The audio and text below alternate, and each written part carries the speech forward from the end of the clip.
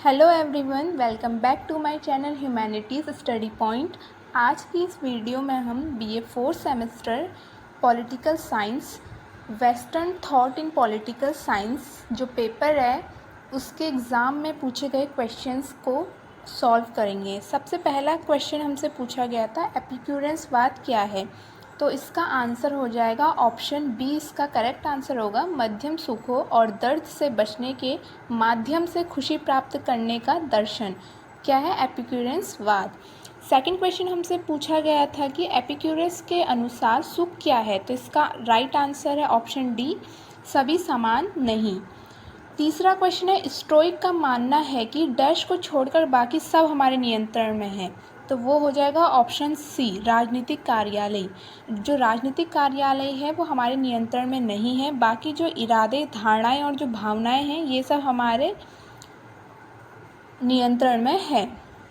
चौथा क्वेश्चन हमसे पूछा गया था एपिक्यूरस ने डैश को अविचलित आत्मा के बराबर बताया है, तो इसका राइट आंसर है ऑप्शन डी, खुशी और दर्द की अनुपस्थिति को।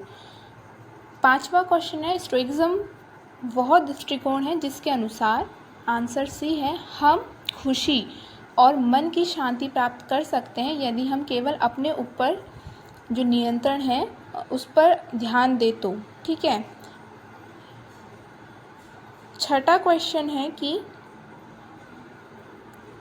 राज्य एक राष्ट्रीय संस्थान है जिसका समर्थन किसके द्वारा किया गया था, तो इसका आंसर है ऑप्शन डी, अरस्तू के द्वारा किया गया था। निम्नलिखित में से किसने मिथ्या के ज्ञान के बारे में बात की है, तो इसका आंसर है ऑप्शन ए, प्लेटो ने इसके बारे में बात की है।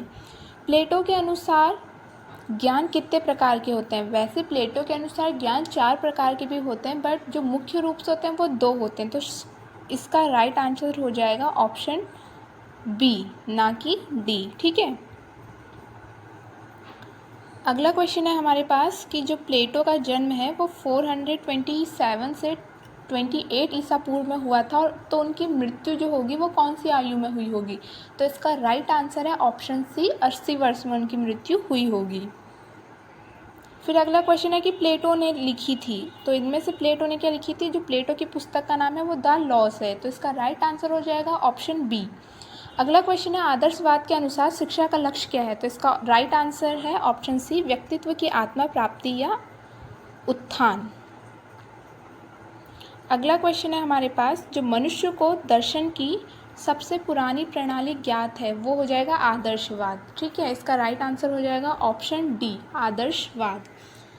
फिर अगला क्वेश्चन है किसने कहा है ज्ञान ही धर्म है और अज्ञान पाप, तो ये कहा है सुकरात ने।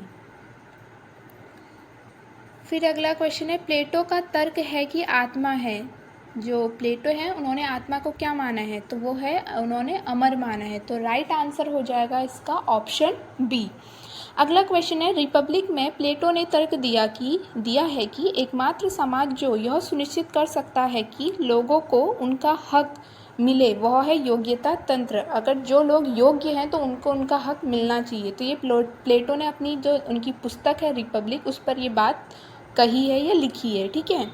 अगला क्वेश्चन है कि अरस्तू के अनुसार मनुष्य का स्वभाव कैसा है, तो मनुष्य का स्वभाव क्या है, राजनीतिक है, तो इसका राइट आंसर हो जाएगा ऑप्शन बी।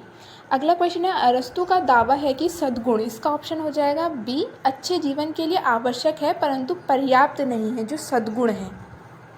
फिर अगला क्वेश्चन है कि अरस्तू के अनुसार निम्नलिखित में से कौन त्रासदी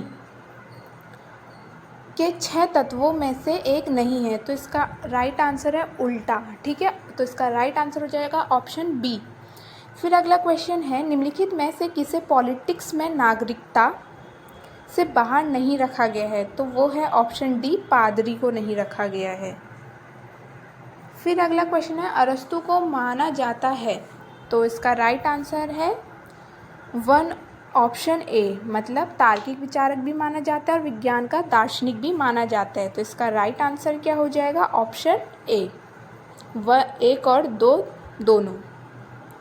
अगला क्वेश्चन है कि अरस्तू के अनुसार क्रांति के कारण क्या हैं, तो क्रांति किन कारणों से होती है, तो अरस्तू ने क्या बोला है, असमानता, अन्याय, भ्रष्टाचार, इन तीनों से क्रांति होती है, तो इसका राइट आंसर हो जाएगा ऑप्शन डी, उपरोक्त सभी। अगला क्वेश्चन है कि अरस्तु ने अपने कैरियर के आरंभ में संवाद क्यों लिखे? तो क्योंकि इसका आंसर हो जाएगा ऑप्शन बी, वह प्लेटो के मॉडल का अनुकरण कर रहे थे। अगला क्वेश्चन है निम्नलिखित में से किस शब्द का अर्थ कुछ लोगों द्वारा सरकार है? तो इसका राइट ऑप्शन हो जाएगा ऑप्शन बी, कुलीन तंत्र। अगला क्वेश्चन है कि दायित्व के प्रति अरस्तु का दृष्टिकोण क्या है? तो उन्होंने क्या बोला है कि इसका राइट आंसर है ऑप्शन डी, उन्होंने इसे स्वाभाविक माना है। ठीक है। अगला क्वेश्चन है अरस्तु का जन्म कहाँ हुआ था? तो अरस्तु का जन्म जो हुआ था वो स्टेगिरा में हुआ था, तो इसका राइट आंसर हो जाएगा ऑप्शन ए। अगला क्वेश्चन है सिसरो का पूरा नाम क्या था? तो इसका ऑप्शन जो सही है वो है ऑप्शन बी, मार्कस ट्यूलियस सिसरो इसका राइट आंसर है, उनका पूरा नाम यही था। अगला क्वेश्चन है प्राचीन रोम में किस काल में सिसरो एक व्यक्ति था? तो इसका राइट आंसर हो जाएगा रोमन गणराज्य। ठीक है। फिर अगला क्वेश्चन है कि सिसरो के भाषण थे, पत्र थे और संवाद थे, उनका एक व्यापक संग्रह किस नाम से जाना जाता है? तो वो है राइट आंसर हो जाएगा द सिसरो पेपर्स। उनको किसके नाम से जाना जाता है? सिसरो पेपर्स के नाम से। अगला क्वेश्चन है कि सिसरो का राजनीतिक जीवन उस समय चरम पर पहुंच गया था जब वह बना। तो इसका राइट आंसर हो जाएगा ऑप्शन ए, कॉन्स्यूल जब वो बना। तो अगला क्वेश्चन है सिसरो को उसे शासन प्रणाली के लिए कौन सा शब्द प्रचलित करने का श्रेय दिया जाता है जिसे उन्होंने समर्थन किया था? तो इसका राइट आंसर है राजतंत्र, ऑप्शन डी। ठीक है। अगला क्वेश्चन है एक्विनास के अनुसार मनुष्य का परम सुख क्या है? मतलब जो मनुष्य है उनको परम सुख किस में मिलता है? तो इनके अनुसार है कि ऑप्शन सी, ईश्वर के चिंतन में। ईश्वर के चिंतन में मनुष्य को परम सुख मिलता है। अगला क्वेश्चन है कि थॉमस एडवाइस का जन्म कब हुआ था? तो इसका आंसर हो जाएगा ऑप्शन सी, 1225 में। अगला क्वेश्चन था कि मुख्य रूप से एक्विनास भी एक थे। एक्विनास क्या थे? एक कैथोलिक पादरी थे, तो इसका राइट आंसर हो जाएगा ऑप्शन ए। अगला क्वेश्चन है थॉमस एक्विनास निश्चित रूप में रहते थे, पाषाण युग में रहते थे, हिम युग में रहते थे, आधुनिक राज में रहते थे या मध्यकालीन में रहते थे? तो वो रहते थे मध्यकाल में। अगला क्वेश्चन है राजनीतिक सिद्धांत सुधार आंदोलन कब प्रभावित हुआ? तो इसका राइट आंसर हो जाएगा ऑप्शन डी, 15वीं सदी में। अगला क्वेश्चन है पुनर्जागरण आंदोलन की सबसे पहले कहाँ आरंभ हुआ था? तो ये तो आप सभी को पता होगा, इटली में। कब? 1300 में ये आरंभ हुआ था इटली में सबसे पहले पुनर्जागरण आंदोलन। अगला क्वेश्चन है कुस्तुनतुनिया का पतन कब हुआ था?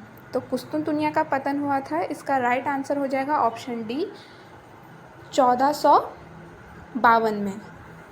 अगला क्वेश्चन है पुनर्जागरण की संतान के रूप में किसे जाना जाता है? तो इसका राइट आंसर हो जाएगा मैकाइवली। मैकाइवली को पुनर्जागरण की संतान के रूप में जाना जाता है क्योंकि वो उसी काल से ही संबंधित थे।